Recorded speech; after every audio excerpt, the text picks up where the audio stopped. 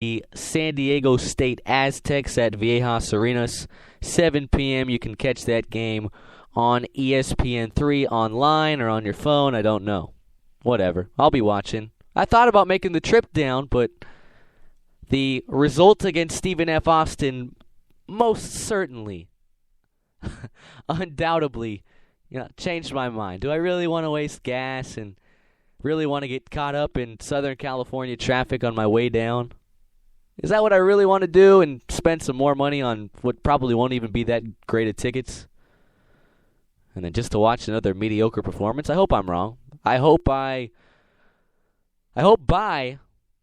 the end of Wednesday night, I completely regret that decision and say, wow, I could have been there live witnessing Long Beach State take down a ranked opponent on the road. Oh, well. I hope that's what I'm saying, but a lot will have to happen. Luckily for Long Beach State, San Diego State, not all that. I mean, their two losses are to two ranked teams in the Pac-12, Washington and Arizona. Arizona, top 5 team, considered to be potentially up there with Kentucky for the best team in the country. A 2-point loss to Arizona and then a 13-point loss last night at Washington. Well, Washington, tough place to play, good team. San Diego State put up 36 points. 49-36, the Huskies beat them. If I was, just a basic guy, I'd say, okay, well, Long Beach State, they lost to Washington by 10 in a game they should have won. Washington beat SDSU by 13. Long Beach State's going to win by 3. No, that's not how it works. I wish that was how it worked, but it's not how it works. Long Beach State, do they have a shot? I think so. And I would have felt so much more confident about this game. Heck, I would have went to this game if Long Beach State would have put up a more than impressive showing, win or loss, at Stephen F. Austin. Because San Diego State ranks in the bottom 80, bottom 70 in field goal percentage in the NCAA, and in the bottom 100 in points per game. And in a lot of Long Beach State losses this year, the problem for the 49ers has been the defense. San Diego State, a whopping 62.6 points per game. That's 272nd in the NCAA at the Division I level. Field goal percentage, 295th at just 39%. Yet they're still ranked number 18th in the nation because they know how to play defense. Long Beach State just scored 45 points against Stephen F. Austin. And Stephen F. Austin, they play perfect team basketball. We saw that a couple of years ago when they beat Long Beach State at the Pyramid, and we saw it last Friday in Stephen F. Austin, the Lumberjacks drubbing of the Long Beach State 49ers. They play solid team basketball, and they know how to play defense. They force turnovers. So does San Diego State. They might shoot terribly offensively. They might not score a lot of points, but there's a good chance that they're going to score more points than you. They only scored 51 against Cal State Bakersfield. Yes, Cal State Bakersfield. But Cal State Bakersfield only scored 27 points. Well, they only scored 53 against number 25 Utah. Well, Utah scored 49 points. But wait, they only scored 57 points against the University of San Diego. They're little brothers, right? Well, the University of San Diego, they scored 48 points.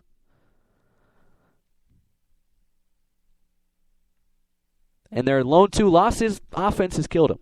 But their defense has kept it close, except in the loss against Washington yesterday. That was an absolute debacle. The rant I had when talking about Long Beach's loss at Stephen F. Austin is probably the same rant that a lot of San Diego State fans have today after that embarrassing loss, per se, against a good Washington team on the road. If I'm Long Beach State, I completely erase that Stephen F. Austin loss out of my mind. Or I use it as motivation to carry me for the rest of the season. I hope that's what Dan Munson is trying to do with his guys. I hope Munson's not giving up on the season. I mean, he said that these guys are coachable, but I'd like to see more energy and more leadership out of Mike Caffey and Tyler Lamb. I would love to see it. Caffey's been great this year. Lamb, a little disappointing. I expected more out of him. He still seems a step or two behind after missing out on the first 2 games. I want to see more energy. I want to see more explosiveness, not just on the court, but in the huddle, before and after the games, at practice out of these guys. Now, I don't go to the practices. I don't see exactly what Munson's telling these guys behind the closed doors, but I certainly hope that he's not bashing them down because of that loss. He's probably not. He's a good coach, and I really don't mean to bash on him.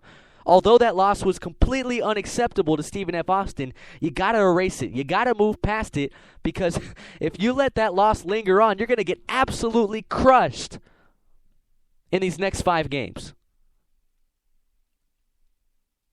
San Diego State, you'd hope Steve Fisher's doing the same thing for their sake. Erase the loss at Washington out of your mind. If you're Long Beach State, erase the loss out of Stephen F. Austin out of your mind. Erase it. It's gone. It's over with. It looks ugly when you look at the results on your schedule, but it's over with. Just make sure it never happens again. Same thing goes for San Diego State. I'm sure Steve Fisher, great head coach, Final Four appearances, what he's done with San Diego State, hats off to him. He's turned that program to a decent mid-major into, a top 15, top 20 program year in and year out. Would love to see Munson do that eventually. One can only hope. But for Long Beach State to beat San Diego State, they got to be there mentally. They got to be motivated. They got to look like they want to be there. And I think, naturally, you're going to be a lot more hyped up to play at Viejas Arena against, they're not really crosstown rivals, but it's become a little bit of a rivalry in the Dan Munson era, in the Steve Fisher era.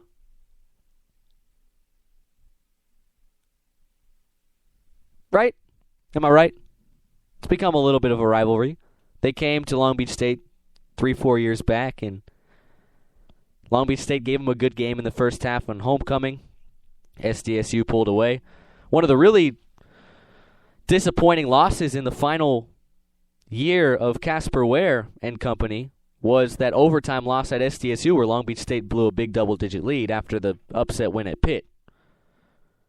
I'd love to see some revenge, and I think this is a home and home, so I believe San Diego State is coming to the Pyramid next season.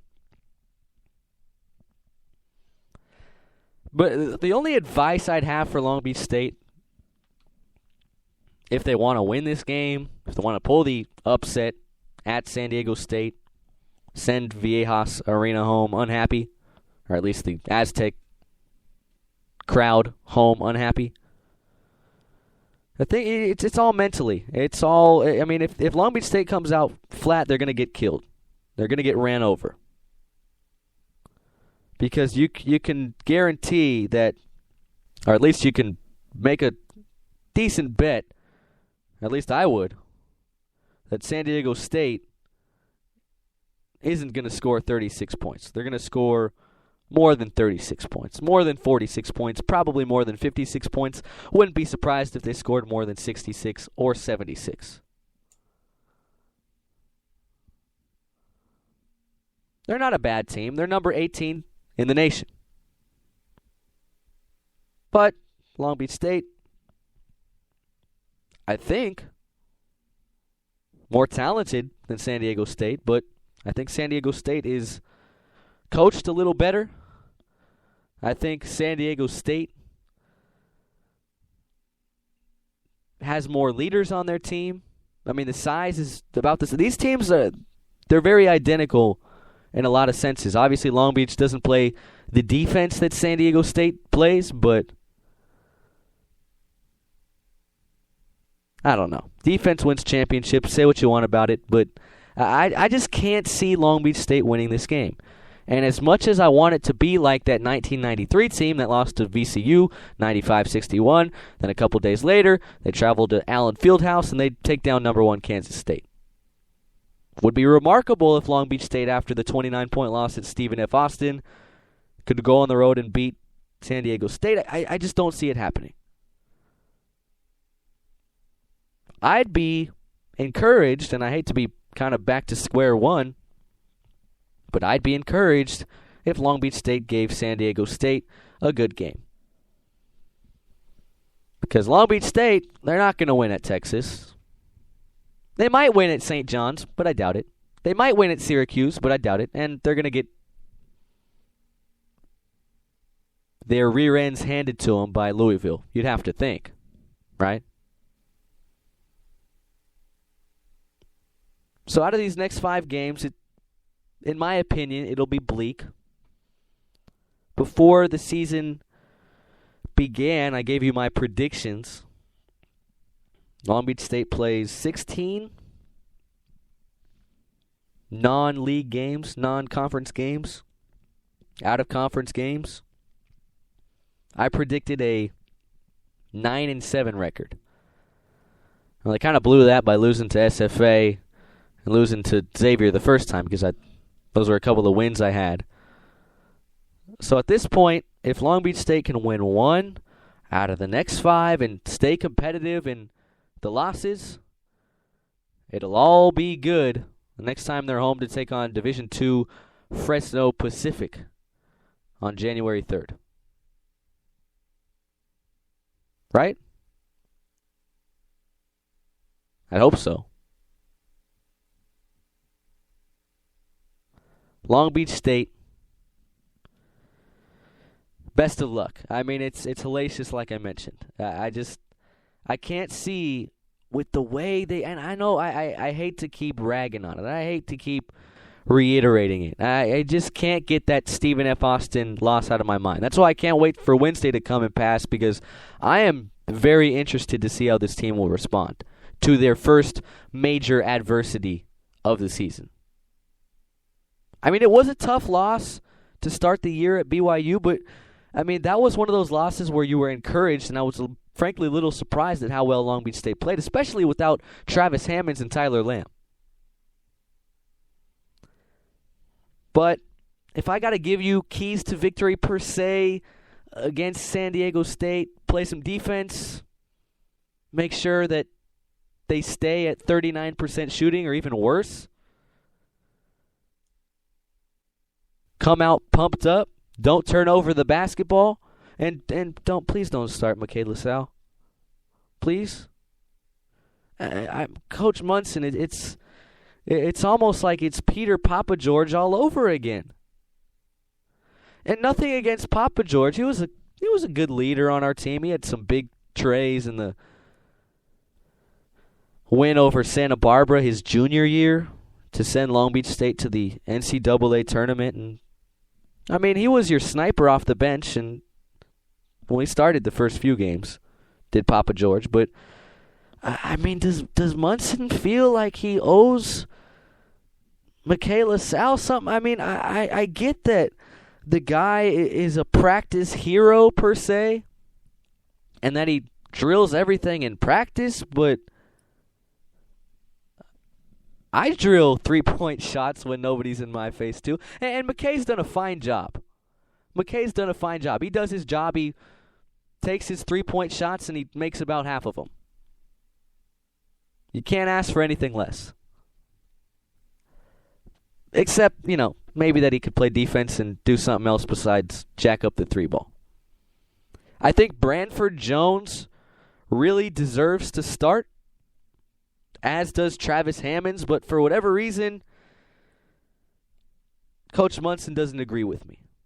My initial thought coming into the year is that we were going to see a starting lineup of Caffey, Lamb, Hammonds, Samuels, and